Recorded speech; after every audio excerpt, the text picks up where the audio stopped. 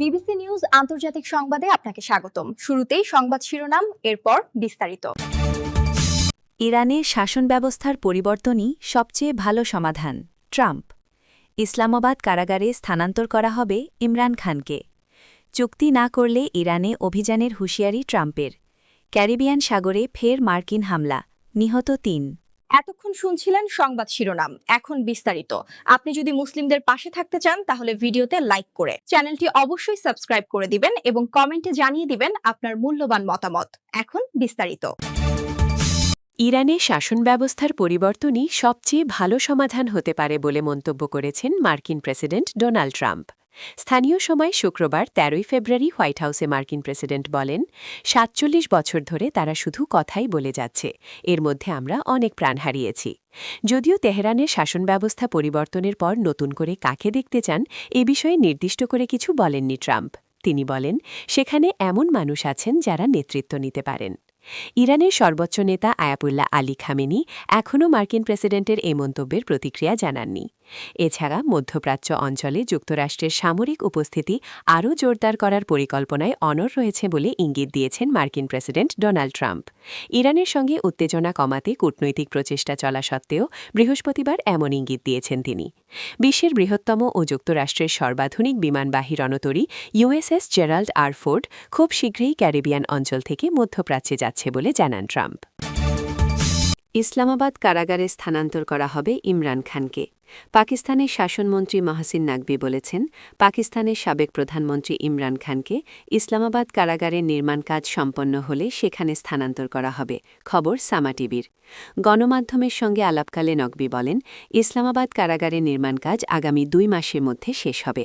কারাগারের ভেতরে সব ধরনের চিকিৎসা সুবিধা থাকবে।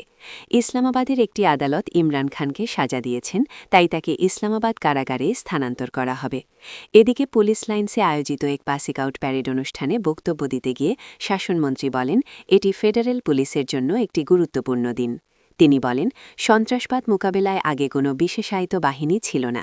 ৩ মাস আগে একটি কোর্স শুরু করা হয় এবং দিনরাত পরিশ্রমের মাধ্যমে ৬ মাসের প্রশিক্ষণ কর্মসূচি মাত্র ৩ মাসেই সম্পন্ন করা হয়েছে। নকভি বলেন, প্রশিক্ষণপ্রাপ্ত সদস্যদের পেছনে যেসব কর্মকর্তার নিরলস পরিশ্রম করেছেন তাদেরই কৃতিত্ব। ইসলামাবাদের পুলিশ প্রশিক্ষণ স্কুলগুলো আধুনিকায়ন করা হচ্ছে এবং দেশের অন্যান্য অঞ্চল থেকেও সদস্যরা এখানে এসে প্রশিক্ষণ নেবেন বলে তিনি জানান। তিনি আশা প্রকাশ করেন, নবীন কর্মকর্তারা আন্তরিকতা ও নিষ্ঠার সঙ্গে কাজ করে সন্ত্রাসবাদ নির্মূলে ভূমিকা রাখবেন। পাশাপাশি সফলভাবে প্রশিক্ষণ সম্পন্ন করায় ইসলামাবাদের পুলিশ মহাপরিদর্শককেও তিনি অভিনন্দন জানান। চুক্তি না করলে ইরানে অভিযানের হুঁশিয়ারি ট্রাম্পের।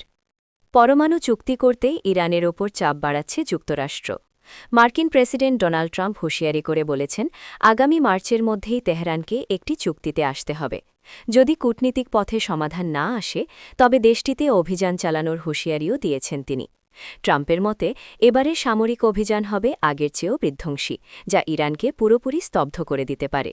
স্থানীয় সময় শুক্রবার ১৩ ফেব্রুয়ারি হোয়াইট হাউসের এক বক্তব্যের সময় ট্রাম্প নিশ্চিত করেছেন যে ইউএসএস জেরাল্ড আর ফোর্ড খুব শীঘ্রই মধ্যপ্রাচ্যের উদ্দেশ্যে ক্যারিবিয়ান দ্বীপপুঞ্জ ত্যাগ করবে। ট্রাম্পের হুমকিকে বাস্তবে রূপ দিতেই এবার শক্তিমত্তা বাড়াচ্ছে পেন্টাগন। পারস্য উপসাগরে আগে থেকেই মোতায়েন ছিল ইউএসএস আব্রাহাম লিঙ্কন।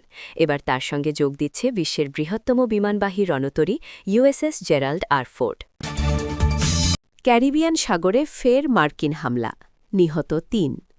ক্যারিবিয়ান সাগরে একটি নৌযান লক্ষ্য করে মার্কিন সামরিক বাহিনীর নতুন এক হামলা চলিয়েছে। এতে অন্তত ৩ জন নিহত হয়েছেন।